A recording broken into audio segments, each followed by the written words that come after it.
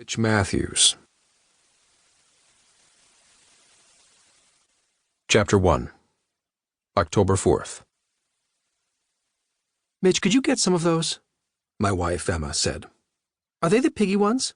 Let me check, I replied. Lilly shrieked and ran past me, chased by two of her chubby-cheeked cousins. The trio almost ran straight into a cart stacked high with wooden dim sum baskets. The elderly Chinese woman behind it stoically pushed forward without missing a beat, calling out, "Cha xiu bao!" I held up a hand to the cart pusher, who, with practiced deftness, whisked a basket in front of me, paused an instant to see if I wanted more, then continued on without saying a word. 3 pillow-soft-looking white buns adorned with little ears and eyes stared up at me. Yeah, they're the piggy ones. A lunchtime crush of hungry patrons mobbed the entrance of the Lin Hung Kui restaurant. Emma's father had wanted to do lunch at the Four Seasons, but the rest of her family wanted something a little more yit lao, lively, so we ended up here, in one of Hong Kong's oldest dim sum parlors. We had just arrived, disembarked from a bright yellow double-decker trolley that had inched its way through the skyscraper canyons. Crowds of people jammed every intersection.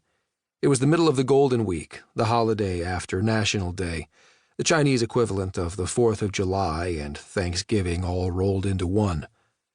My first time to Hong Kong. Nearly my first time outside of America.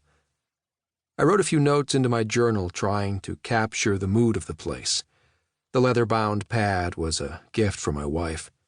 She said it would help stimulate me, get the creative juices flowing. Emma's family was arranged around a large circular table almost spilling over with wooden baskets. Her grandmother and grandfather were across from us, her British father next to me, her Chinese mother 2 seats to my right past Emma, and then her cousins.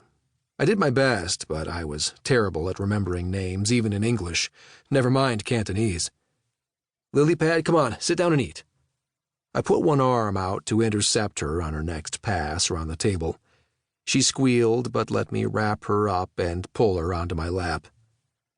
I held Lily's 5-year-old body tight, felt her tiny ribs beneath her sweater. She was small for 5, had always been small. Wisps of her fly-away blonde hair tickled my chin, her head tucked under mine. My lily pad. "Look," I said. "Pigs. Try one."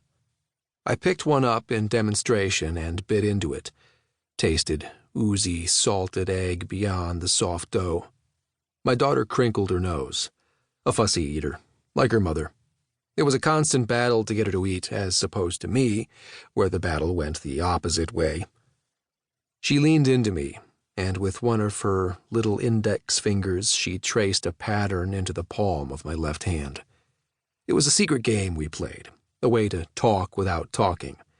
It started when I was teaching her letters, and she made up her own skin signs, as she called them. This one was easy. She traced an N into my hand. No, she wasn't hungry. I was about to admonish her, tell her she had to at least get something into her stomach, when I noticed the wheezing. I listened closer. She was panting, struggling to suck air into her lungs. I reached into the backpack by my feet and rummaged around for her inhaler, shook it and lifted it up to her mouth. I pressed down and she took a breath. The air in Hong Kong was terrible, the pollution so dense sometimes it was like a hazy fog, and acidic enough to make the eyes water. I shouldn't have let her ride on the open deck of the trolley. Lily poked one of the piggy buns, picked it up, and took a bite. I was going to put the inhaler back, but on reflection, left it on the tabletop. She would probably need it again. "Are you sure it's safe to fly over the North Pole?" Emma asked. My wife held my gaze with her doe-like brown eyes. She knew she was doing it, worrying, but she couldn't help it and needed me to play along. I said, "Do you think it's safer flying across the Pacific?" "Isn't flying over water safer?"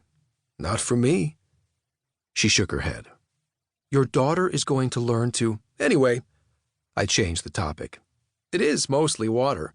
I don't think there's much ice left up there." It was a joke, but only half of one. It's not that.